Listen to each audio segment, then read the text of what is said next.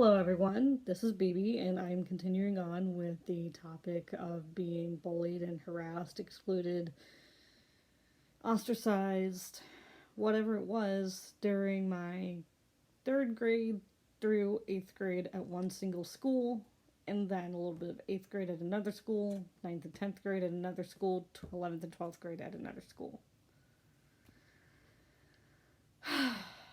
So at the K-8 school that I attended, K through 8, um, I was there from kindergarten to the beginning first week of eighth grade. I will in time get to the point where in seventh grade the bullying became too extreme, too much, that my parents finally understood, and we went to see or take a private tour of two other public middle schools in our school district that had school buses to my neighborhood at the time. I'm sure they still do. I hope so.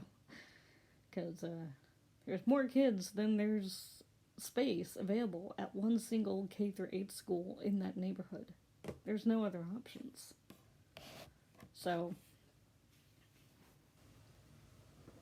the human condition is what I covered in my previous video about how we all have different faces. We have different teeth. We have different crossbite, underbite, overbite, different qualities of eyesight, different abilities of hearing. Some people hear up close, some people hear far away. Some people have really definitive hearing where they can hear the tiniest sound from so far away and from up close at the same time. That's part of the human condition. Some people have small noses or big noses. Some people have big lips or narrow lips, and some people have lips that are almost not lips. Some people have thin eyebrows or bushy eyebrows. Some people have blue eyes or brown eyes or green eyes or hazel eyes or black eyes or red eyes or almost colorless eyes. You get my point. It's part of the human condition to make us all appear different, but we are all still human, which makes us equal. So, third grade, that human condition factor was, I guess, one of those things that definitely instigated, or it was a dynamic, it was a factor, it was just part of the bullying that I endured beginning in third grade. I mean, second grade, sure, I don't remember any specific bullying moments in second grade, just little moments here and there of kids being annoying and wanting each other to, like, block each other out. Forgive the tears. This is not from sadness. This is my eyes. My eyes are sensitive and will tear up and well at anything and everything and nothing in particular. So that's not crying. If I'm crying, I'll let you know. Third grade, they called me the R word. Retarded, or Retard, daily, because I had a speech impediment. But let me tell you, they had speech impediments too. But mine was made worse by having a lower mandible retainer. That school year, a lot of kids in the third grade started going to the neighborhood orthodontic clinic to get orthodontia, like retainers and herpses and expanders, lower expanders, upper expanders, the joint things that went back and forth, the back of your molars, your spacers, etc., etc. I already covered this idea in my previous video. I had a bottom retainer, I had a top expander, and that bottom retainer definitely impacted my ability to use my tongue to pronounce words clearly. I had a wonky lower mandible, wonky lower teeth, and they were all the baby teeth were coming out in the wrong order, the wrong sequence. I didn't have any teeth pulled as a kid, but the baby teeth were coming out in the wrong patterns, wrong sequence, and then the adult teeth were growing in wonky, and I didn't have any double layers of teeth, but just how they formed in my gum line and how they formed from my jaw made speaking, chewing food very difficult. And then so the retainers were supposed to help correct those issues, but a side effect of that is my speech was impacted even more. And so The bullying began with that. And the bullying continued on with other ways. I had a my school back then had 2 homerooms for every grade level.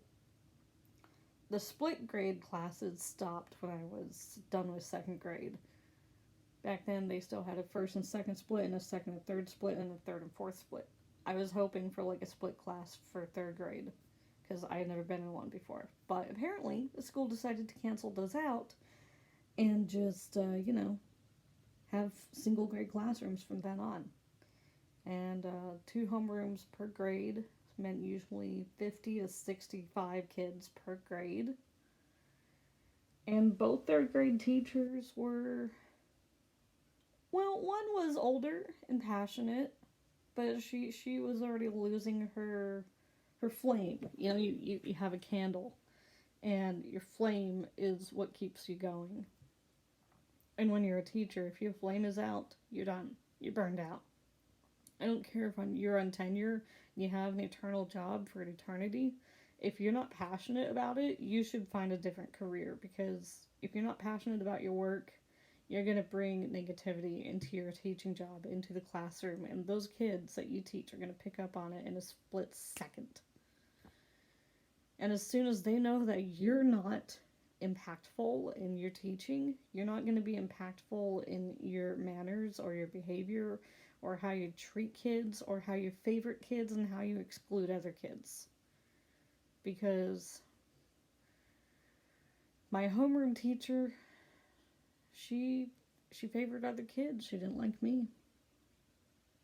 And I'm not the most likable person, I'll admit, but that was a long time ago, and 25 years ago, 24, 23 years ago, so. Yeah, 23 years ago. 3rd grade, and Miss Stokes, Miss Linda Stokes, Miss Anita Stokes, whatever her first name was, she dressed all frumpy, floral skirts, denim jumpers, denim dresses. It was 99, 2000, but she dressed like it was 1992. She just didn't have a good grasp on connecting with kids anymore. She was maybe in her 40s or her 50s. Her hair is brown, gray, sandy, stringy, dirty, split ends. I mean, yeah, I'm judging her, but that's in hindsight. The fact is, she put kids together in table groups at their desks, and kids would pass notes to me. I don't know what half of them said because I didn't even read them. Even if I just darted my eyes towards whatever piece of paper they swiped over to my desk, they slid onto my desk, Miss Stokes would accuse me of passing notes. I wouldn't even have to touch it. I would just have to dart my eyes or notice it. If she noticed that I even noticed a random piece of paper on my desk that I didn't put there, that came from someone else, she would blame me and accuse me. She singled me out a lot that school year. A lot of kids took advantage of that. And they got me in trouble a lot. And I ended up in timeout a lot. In the hallway, in the corner, in another corner, in another corner. You know what else she was good at? She was good at depriving kids of bathrooms. Yeah. Bathrooms were like 2 classrooms away. 2 classrooms down the hall, and then the bathrooms on the right and the left. And you want to know something? There was a blackboard on a wood frame on wheels in the back of the classroom. She always had like bed skirts or curtains on the underside of the blackboard so you couldn't see through the gap. Because she kind of used it as a wall divider, as a room divider to make a wall. And behind there were various trash cans for sorting different materials. She was very thrifty into sorting garbage. Well, let me tell you something. She made a wall. She had a lot of trash cans. She deprived students of bathroom passes. Kids would start crossing their legs. Then they would start leaning on the corners of the chairs. And then they would start moving around and asking again and again and again. And she would say no 4, 5, 6, 7 times to the same kid. Didn't matter which kid it was. And at least once I'd say at least every kid in that third grade class did at least one time in the back of the classroom over a trash can because Miss Stokes didn't want students to go to the bathroom. She was just a negative teacher ultimately, and she caused a lot of she didn't discourage bullying.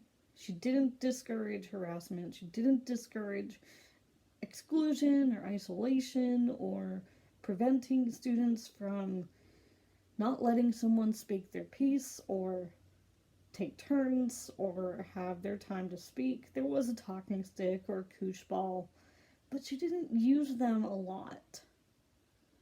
And it was just very unfair that school year, and it was very much the beginning school year of bullying. Okay, approaching the 11-minute mark, so I'm going to cut this here and finish this off with third grade was the beginning of bullying, at least with me as the victim, with me as the target during that school year. And not that there were a lot of kids from my school who were in my ballet class that school year, maybe like 3 or 4 classmates max.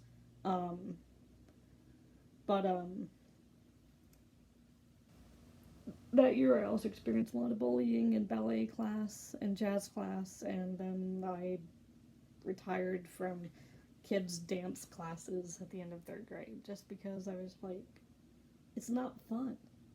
I don't like it. They don't talk to me. They don't like me. It wasn't worth the struggle. Especially because, you know, those other girls were in jazz 2. One girl was in jazz 3. And I was in jazz 1. And one other girl was in jazz 1. And she didn't, I don't know. It was one of those things of kids not realizing parents sign up for extracurriculars. Parents decide on class assignments. Teachers decide on class assignments. It wasn't like I could just say, okay, I'll join your jazz class tomorrow. And we'll be in the same level. Then you can't bully me anymore. Kids can't do that. Kids can't just change the class they're in because they're being bullied about it. So anyways, past the 12-minute mark. And that's it. So the next video is going to be about 4th grade and bullying that year. Stay tuned.